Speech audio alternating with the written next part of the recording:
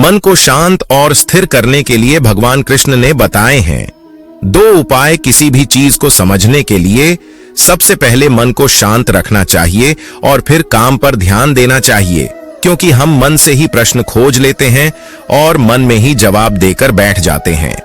भगवान कृष्ण ने मन को शांत रखने के लिए 2 चीजें बताई हैं। भगवत गीता में भगवान श्री कृष्ण कहते हैं, मन का बेचैन होना उसका स्वभाव है। हमारे मन को लगता है कि अगर वह अलग अलग बातों के बारे में सोचता रहेगा तो हमें आने वाली हर मुश्किल और मुसीबत से बचा लेगा, पर ऐसा होता नहीं है। हम अपने जीवन का काफी अधिक समय सोच विचार करके परेशान होने में निकाल देते हैं। भगवान श्री कृष्ण कहते हैं कि मन का यह स्वभाव बदलना मुश्किल जरूर है, असंभव नहीं। अच्छा, अब आप एक बात बताइए, क्या आप कोई को कह सकते हैं कि वो कांव कांव की आवाज ना करे? या फिर क्या आप किसी मेंढक को कह सकते हैं कि वह पानी देखते ही ऊंची छलांग ना मारे? हमारे मन का भी कुछ ऐसा ही है। जीवन में कुछ भी होता है, अच्छा या बुरा, हमारा मन उस पर कांव कांव कांव करने लगता है। कांव कांव से मेरा मतलब है चिंता करना, व्याकुल होना। कोई बुरी बात होती भी नहीं है और मन परेशानी की ऊंची ऊंची लपटें लेने लगता है। कभी कभी तो मुझे ऐसा लगता है कि हम में से कई लोग सिर्फ परेशान होने के लिए जीते हैं। सारी परेशानी, पीड़ा, दुविधा अक्सर हमारी मन की बनाई हुई कहानियां होती हैं।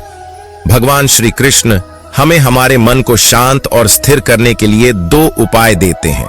पहला, ध्यान लगाना या मेडिटेट करना। दूसरा, वैराग्य भाव सीखना।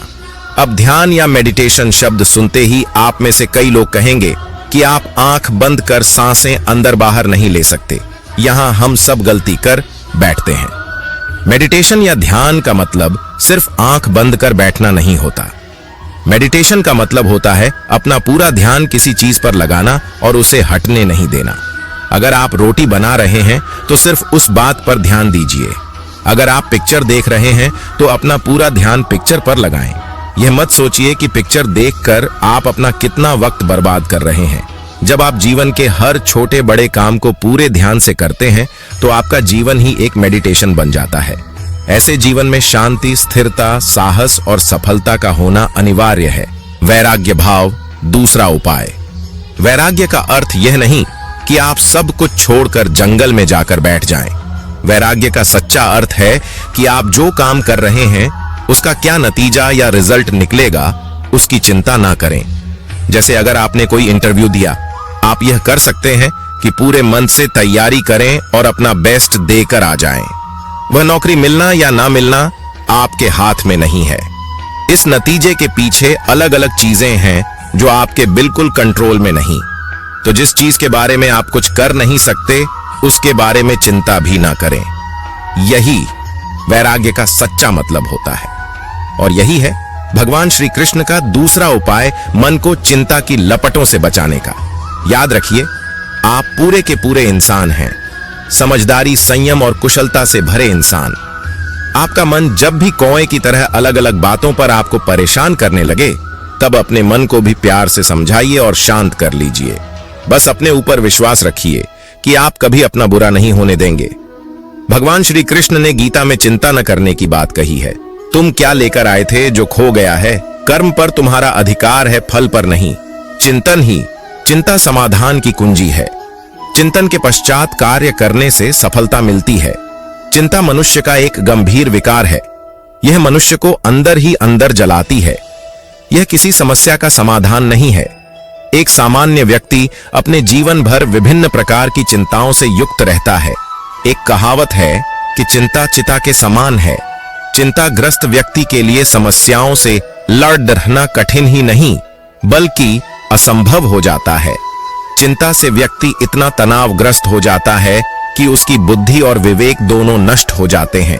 इसमें घिरा व्यक्ति विभिन्न प्रकार के मनोविकारों और रोगों से घिरने लगता है। जीवन को सकारात्मक गति देने के लिए मनुष्य को चिंता न करके चिंतन करना चाहिए। चिंता से जहां मन अशांत रहता है, वहीं चिंतन से मन में एकाग्रता, शांति, उत्साह और प्रेम का भाव उत्पन्न होता है। चिंतन जीवन को प्रकाश की ओर ले जाता है। चिंतनशील व्यक्ति के लिए कोई न कोई सुगम मार्ग अवश्य मिल जाता है। वास्तव में चिंता ही चिंतन को जन्म देती है। जब व्यक्ति किसी समस्या से ग्रस्त होता है तभी वह उस समस्या के बारे में चिंतन करता है और चिंतन से समस्या का समाधान निकालता है। प्रत्येक मनुष्य के लिए यह स्वाभाविक है कि वह चिंता, डर, लोभ, क्रोध, भय, प्रेम, घृणा, करुणा आदि मानवीय प्रवृत्तियों से युक्त रहता है। मनुष्य को चाहिए कि वह इन स्वाभाविक प्रवृत्तियों से बिना घबराए इनका सामना करे और आगे बढ़े। भगवान श्री कृष्ण ने भविष्य की चिंता व्यर्थ बताई है। उन्होंने वर्तमान में जीने को सर्वोचित बताया है। भगवान श्री कृष्ण ने गीता में चिंता न करने की बात कही है। वह कहते हैं कि क्यों व्यर्थ की चिंता करते हो? तुम क्या लेकर आए थे जो खो गया है? कर्म पर तुम्हारा अधिकार है, फल पर नहीं। अतः हमें चिंता से उबरने के लिए उस चिंता के विषय में चिंतन करना चाहिए। चिंतन ही चिंता समाधान की कुंजी है। चिंतन के पश्चात जो कार्य किया जाता है उसकी सफलता में संदेह नहीं रहता है। चिता जहां मृत व्यक्ति को जलाती है तो वहीं चिंता जीवित व्यक्ति को जलाती है। जीवन की इस आपाधापी में हर कोई परेशान नजर और चिंतित नजर आता है। किसी को अपने करियर की चिंता है तो किसी को अपने कारोबार की चिंता खाई जा रही है। पढ़ने लिखने वाले छात्र को अपनी परीक्षा की चिंता है तो माता पिता को अपने संतान के भविष्य की चिंता है। सुबह उठने से लेकर रात को बिस्तर पर जाने के बाद हर समय व्यक्ति किसी न किसी चिंता में डूबा रहता है। लेकिन क्या इस चिंता करने से उसे कोई लाभ होता है या फिर यही चिंता उसके नुकसान का सबसे बड़ा कारण बनती है? जीवन में लाभ को पाने और हानि के डर की चिंता के बीच आज लोगों को इस बारे में जरूर सोचना चाहिए कि आखिर चिंता और चिंतन के बीच क्या फर्क होता है। तमाम संतों महापुरुषों ने चिंता को चिंता के समान बताया है। उनके अनुसार चिंता एक ऐसा कष्ट है जिसमें डूबा हुआ व्यक्ति पल पल मरता है और पल पल जलता है।